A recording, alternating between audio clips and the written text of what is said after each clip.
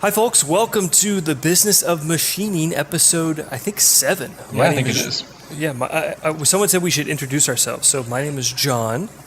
And my name is John Grimsmo. And how's your week, bud? My week has been awesome as usual. Just living the dream. Good. Awesome. Yours? A nightlight woke me up. It's been a controversy because it's been helpful to have a nightlight with the kids in the hallway, but it woke me up and I really had a hard time going back to sleep, and it kind of put me into a bad mood, just to be honest. And I was like, no, don't do this. Like, you've got a great day ahead of you, sort of a snap out of it. And it's not, God, it's not easy to do, especially when you're in that mood and you're ticked and you were like, feel like you were robbed of sleep. And, and I'm super glad that I just snapped out of it.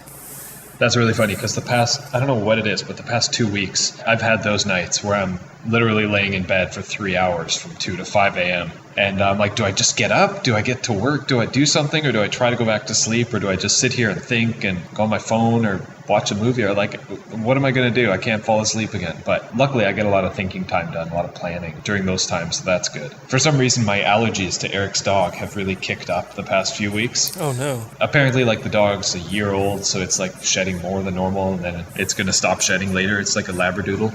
Yeah. It's supposed to be hypoallergenic, but I'm still super allergic. So it's really getting me in the chest, and I have a hard time kind of breathing at night, cleanly. So if I wake up at 2 a.m. and I'm not comfortable, then I can't fall back asleep. So that's like not good, dude. I know. My wife is sick. I was gone for 4 days, and I came back and she's sick. And I'm like, you can't wish that away, but I'm like, you have to stay healthy. Like, she got so much going on with the kids and work and all that. Yeah, absolutely. What was I going to say?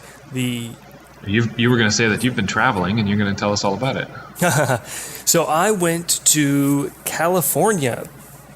The folks at Haas asked if we wanted to come do a factory tour, and I said absolutely. So I flew out to Oxnard, actually to Burbank, and drove out to Oxnard. It's kind of funny. Haas is it's in the outer areas of LA, or outskirts. So it was a little bit of a ways away, even from the airport, and it was mind blowing.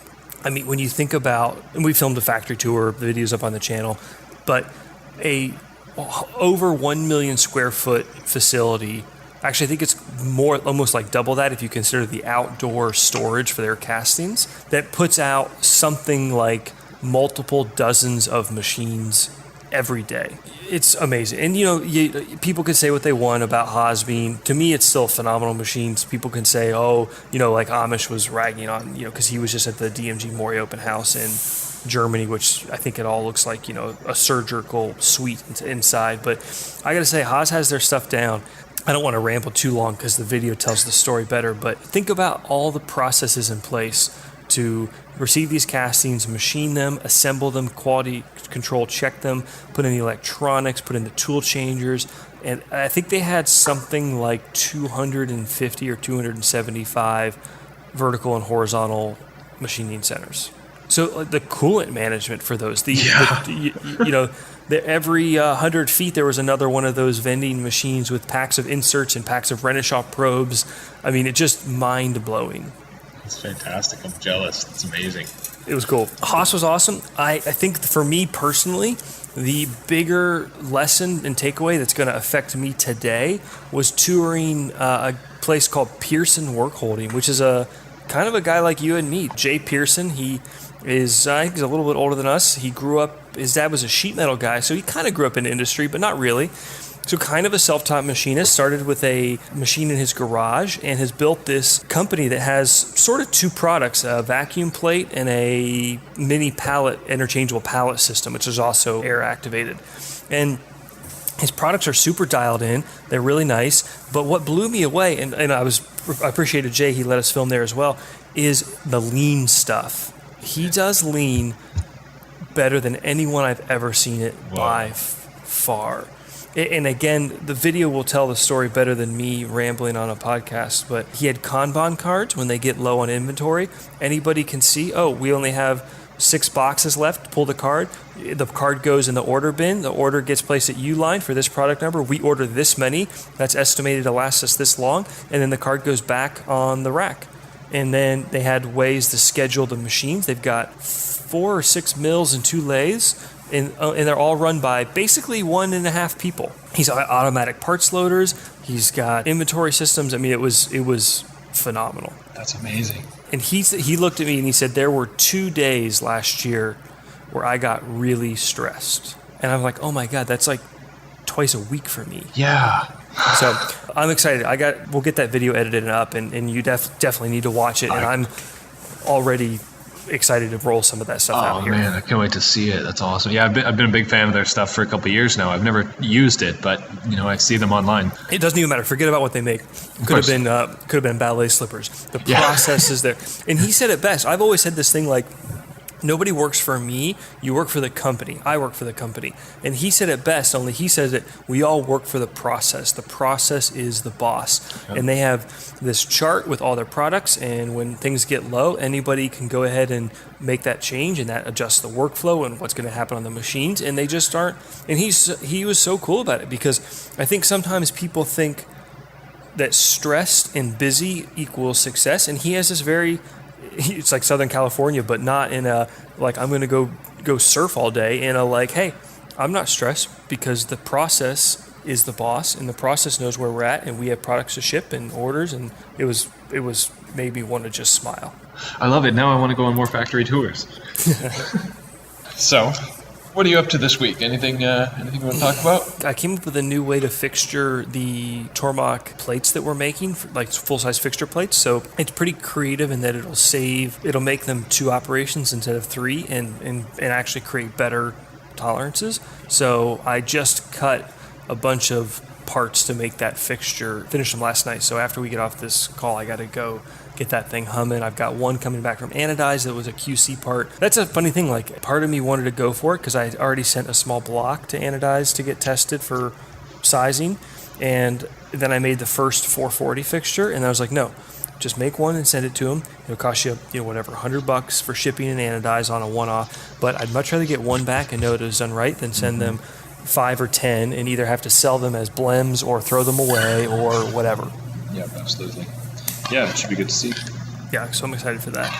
And that's all. I'm trying to go back to that whole, like, don't be a hero, John. It doesn't do you any good to make a list at the beginning of the day that looks ambitious and you never get through it. So that's all I need to do.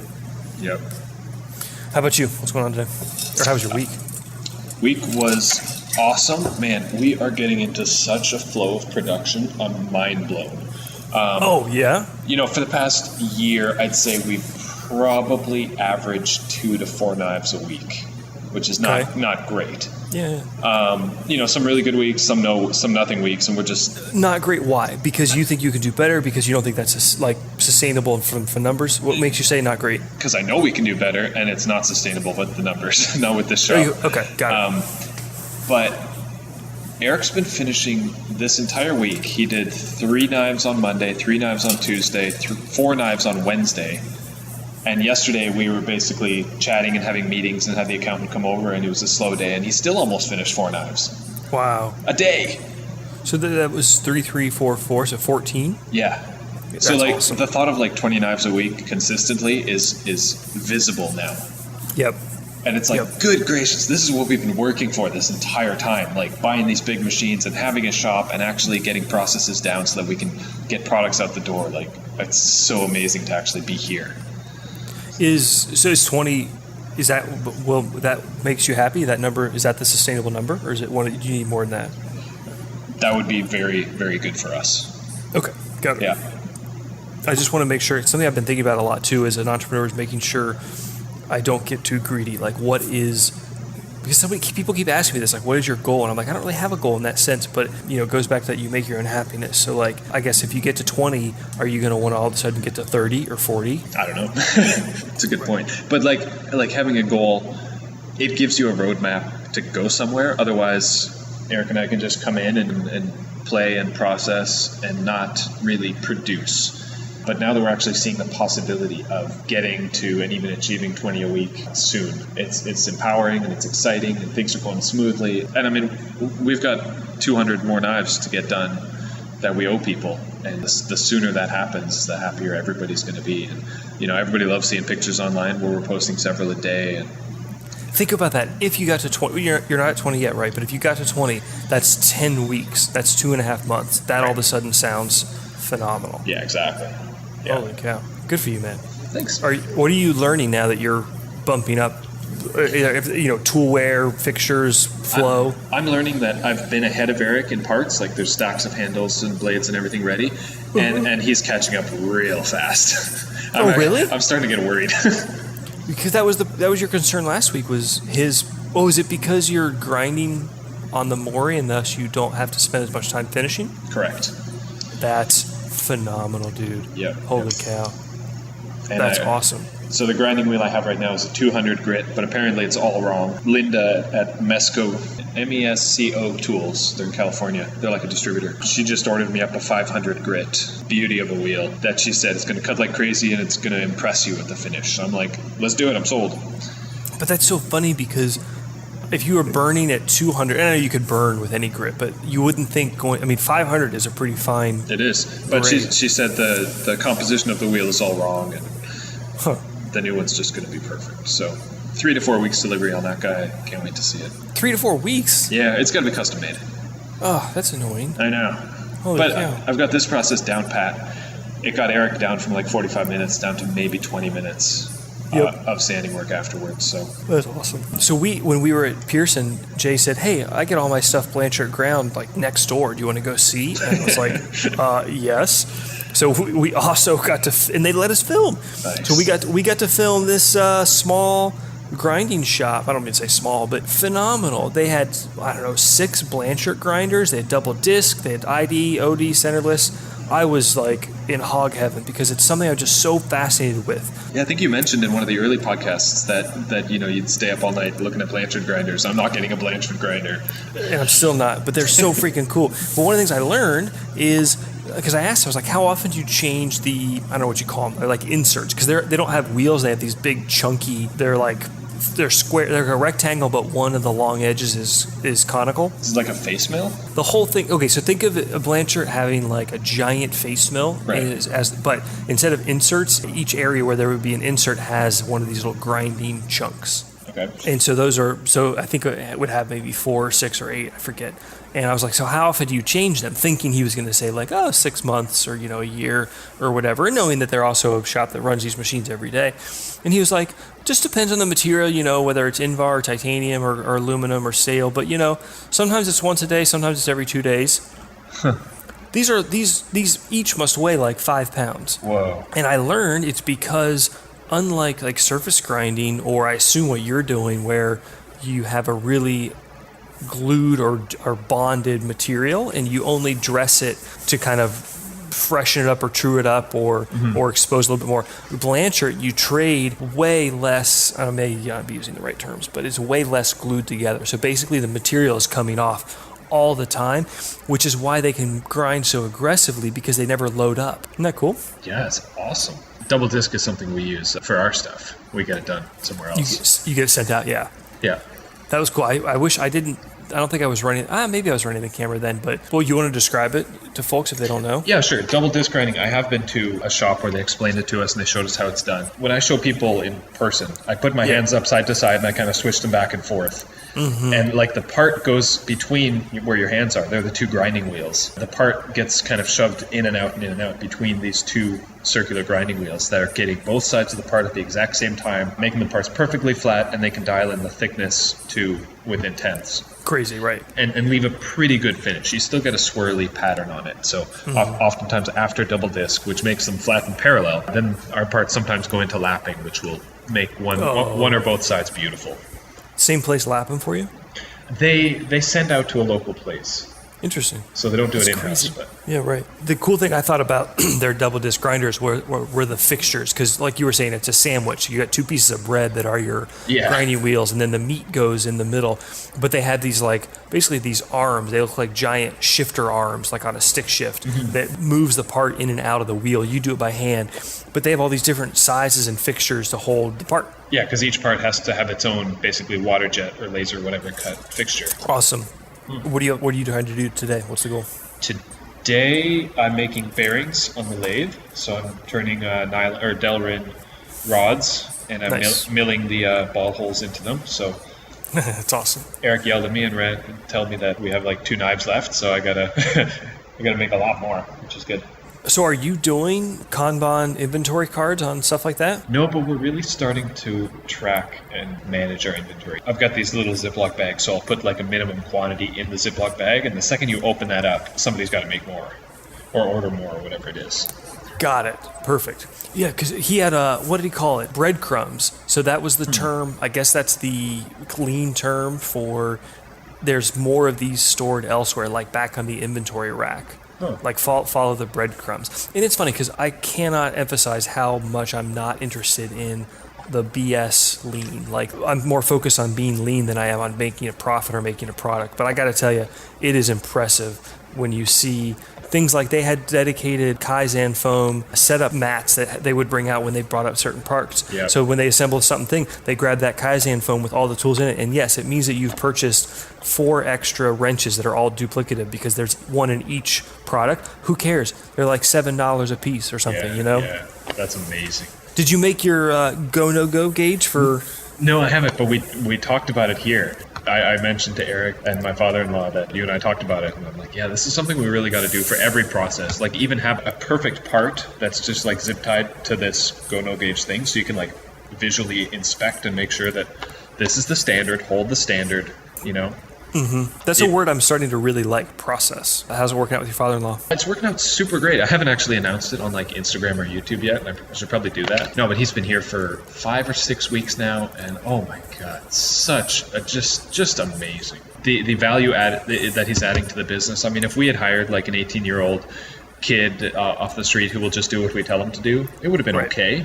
Right. But as a first hire experience, you know, he's the first person we've ever hired. And luckily, his family, we know him very well. We know how to work with him or how not to work with him. But he's bringing huge accounting to the table because he's an accountant for 100 years. You know, you put up a video about your budget, and I had him watch that video twice, and he knows all about that stuff. And he's doing our budget, he's doing our cash flow, he knows how much our products cost now, he knows how much cash flow forecast and all this stuff, and all this stuff that I should have been doing and I could have figured out, but I never spent the time to do it. He spent considerable time to put it together into nice spreadsheets, and now I have a pulse on the business. Before I was just guessing, you know?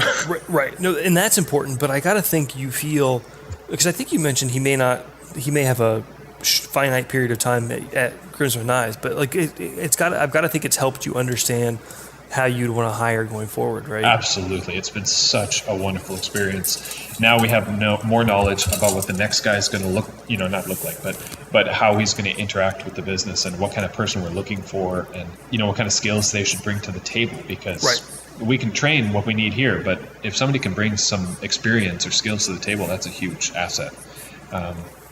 And I'm pretty sure I mentioned before, but he's loading the fixtures. He's got heat treat nailed now. He's got tumbling nails, surface grinding nailed. So awesome. Like, it's amazing. And he's working on our inventory, and he's telling me when to order more handle material. And it's just wonderful. It's like everything's coming together, and it feels like we've been stalled for so long, just doing R&D and like pretending to be a business. But basically, since he came on, I mean, both it was the right time to bring somebody on, to bring him on. Yep. And he made such an impact from the get-go that it's just fantastic. Production's up. Awesome, dude.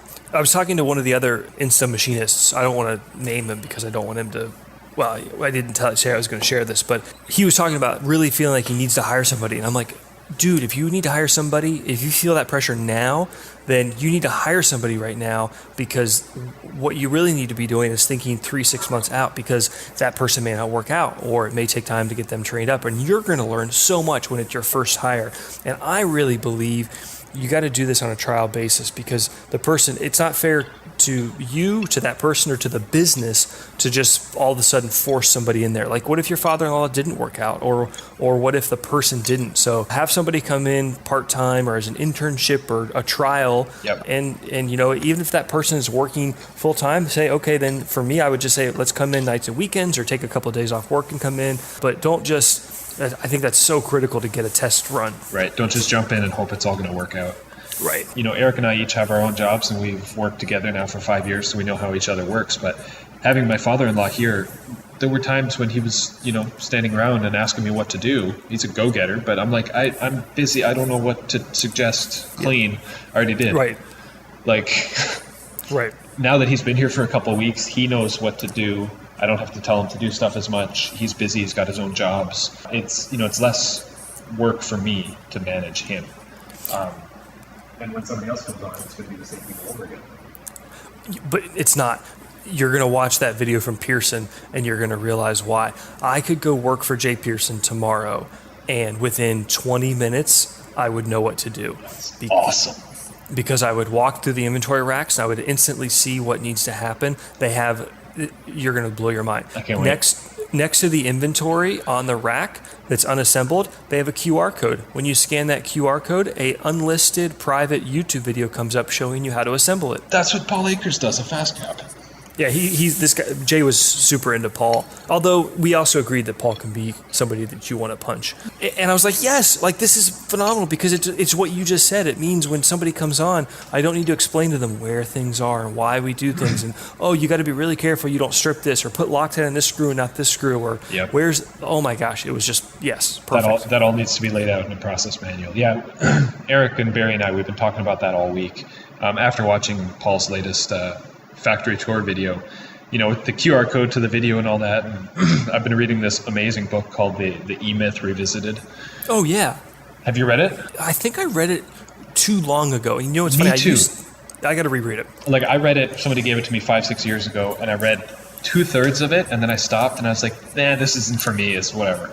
It's saying, I'm paraphrasing, but it's saying the only reason to start a business is to hire people. And at the time, I was the technician, and I was like the guy who just wanted to be on my own in the garage. But now I'm reading that book with a whole new light. You need to read that book. We'll put a link to it in the podcast description, folks. Really good book. Yeah, the E-Myth Revisited by Michael Gerber. It's a good book because it's kind of, hopefully it's raw in that sense of not giving you the disillusion about entrepreneurship. Right. It's very real. Like he says there's 3 phases of business. There's infancy, adolescence, and maturity. You and I have recently grown out of the infancy stage. Mm-hmm. We've started to hire people. It's becoming real. We're deep in the adolescent stage, and you and I need to move to the maturity stage where the business can be run with employees with the lowest possible level of skill because the process is the expert. Well, it's funny. I don't want to focus on that makes it sound like you want to focus on bad people. I want great people. Of course. But the process is king. Right. For sure. I've been thinking about our next hire. It's a funny topic. And it's like, do I hire a machinist? Do I hire a labor person that does assembly and little stuff that frees up other people's times that are now doing that stuff? Or do I hire an office manager / assistant? Or do I hire a video editor? And I've been trying to think back to what do I want to do? Because to some extent, so it's funny though, that kind of flies in the face of what is best for the company. But to some extent, I want to make sure I continue to enjoy what I do because some of our company is through the YouTube channel, my passion for manufacturing machining. Anyway, what I realized is it's quality of life. What's going to help me understand how to grow this business and think, and the more that I have time to both think and to run machines, I miss running machines sometimes, so that what made me think what I need to do is stop. This morning I spent an hour, as I do on most mornings, on paperwork. I can get all that off my plate, but it'll take time once I find the right person and then get them brought up to speed. Yeah, you mentioned enjoying running machines. I'm actually worried about in the next year or two not having my machines to myself anymore. If we hire a machinist to keep them busy the whole time, they're no longer mine. I can't come in and play and make new stuff, and I'd have to schedule my own time for my own machines. Yep, but that's totally a good thing. That's business. Right, and you'll grow. You won't have just those 2 machines, and right. Yeah, it's a good thing. I've also become obsessed. It's like I think my new focus, which is this idea of I've always loved automation. It's kind of why I got into this from the get-go with this whole Arduino motors. But CNC machines, lathes and mills should absolutely be automatically fed. Whether it's robots or parts loaders or creative systems. And Jay at Pierce has done some really cool systems. He's got some others coming out that are super cool, like magnetic, hydraulic, pneumatic, super cool. So when's this video coming out? I'm so excited. I can't wait to watch it. We had a couple different video editors to come part-time or like on the side, help out that are local. And so the second, we're working with one right now, and she is coming by. I think I have 5 or 6 different videos from the California trip. Nice. But it's been great because that's the other thing. It's like I was spending so much time editing videos, and I kind of enjoy it, to be honest. But it's by far the easiest thing to get off my plate and let somebody who's really good, really passionate do it. The tough thing is that until he or she becomes a full-time employee here, it's not as much of a time saver as I'd like, because I end up watching the videos at least once in a draft form, sometimes twice. Yeah. Whereas if they were here, they could just basically flag the question points, grab me, we could go through them real quick. Because the way I film, I don't film that much extra footage, so I'm not too worried about them capturing the right. It's actually good that they aren't a machinist, because it makes sure they understand how to tell the story in a manner that makes sense. Absolutely. Anyways. Yeah, it's funny because I kind of enjoy the process of editing videos, but I would rather enjoy doing other stuff instead. So I basically gave up on editing videos for the past 6 months or so. Right. I mean, I filmed your open house last year, never edited it. Filmed IMTS, filmed Autodesk University, never edited it. You never did the IMTS video. I know. Do you still have the footage? I do still have the footage. It's halfway edited, but... Man, you should finish that one. I will, because it's an every 2-year show, so it's not gonna get old soon yet. That's not a good excuse. I know it sucks, but I'd rather do other stuff. I've got more important things on my plate. So, I mean, I'm thinking of hiring a video editor. You absolutely need one, but I understand your concerns about it not saving that much time. Right. In that scenario, anyway. Yeah. What's anything stressful going on? I'm feeling a lot more liberated about money now that I have an accountant on payroll. Good. Which is really good. Yeah, I mean, because up until now, I'm the only one who knows all the numbers. And it's nerve-wracking sharing it completely and openly with somebody else, but it's airing all your dirty laundry and just understanding the whole picture and making a map to get out of it. And it's absolutely possible, and we're going to crush it this year. Good for you. That's awesome. And you have that conviction just because it's not because anything has changed. The only thing that's changed is you just now understand the roadmap, the numbers a little better. Yeah.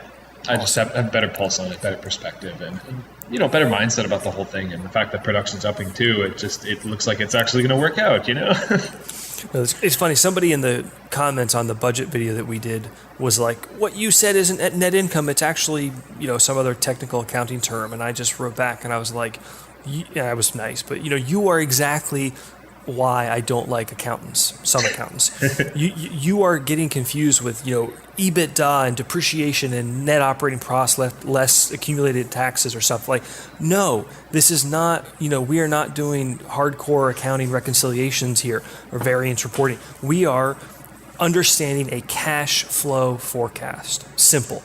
Don't get the number, it's garbage in, garbage out. You got to have good numbers. You got to be honest with yourself. And most people aren't honest. Most people underestimate the little expenses and probably overestimate revenue. But nevertheless, that's why I think it's great to have your own sort of budget that's different than what the accountants do, which will get just that. Yeah, absolutely. And, I'm certainly guilty of those two things you just said. And I could have done what Barry just did. I just never got around to it. And I suggest that everybody listening who thinks they need to do it, just watch John's video, watch some other videos. Suburban Tool did a decent cash flow video on YouTube. Really? Yeah. I didn't see. I watched, I think, a lot of their videos. I didn't catch that one. Yeah, it was very similar to yours, just cash forecasting and all that. And yeah. It's got to be done, you guys. Oh my God. I'm just relieved now. The other thing I'll say, though, I've done this a lot over the last 15 years, is, in my opinion, it's ideal that the person preparing the numbers isn't the one reviewing them. In other words, it's really helpful to have somebody, because when you spend all the time creating them, you become sort of self-absorbed in them. Yeah. And now that's not always the case when it's a solo endeavor or you're on your own. So what I would say is sort of spend some time preparing them and then come back a couple of days and try to review them from an outside perspective. Or in your case, that's when you can sit down with your brother or your father-in-law or somebody else and just share them. Or if you're out there and you don't know what to do, go share them with somebody at the business incubator or chamber of commerce or business advisor or SCORE. Yeah. Who cares? I could care less about sharing my numbers with somebody right. like that. Or your dentist or somebody else, some other professional that you kind of respect. Yeah. Yeah. And let them ask some questions, and they'll give you a chance to explain them and make sure it's a logical way. And listen, the thing is, it's nerve-wracking sharing your numbers with people. I always felt that way. I don't like to talk about money really, but the second you do and you become comfortable with it and you get somebody else's perspective, then they'll tell you stuff you never thought about. Warren Buffett has a sort of a long-standing rule that when people try to convince him to purchase their companies or to get involved, you need to, I think there's another guy that had a similar thing. I think this is Warren. You need to be able to send it to me on a crayon, using a crayon with one single sheet of paper. Tell me what you do, why your company is great, and how you make money. Don't give me 47 pages of size 8 font with Excel, blah, blah, blah. And it goes back to the essence of keep it simple. Absolutely. Sweet. Awesome. Good chat. Have a good Friday, bud. Crush it. You too. Take care. Bye. I'll see you. Bye.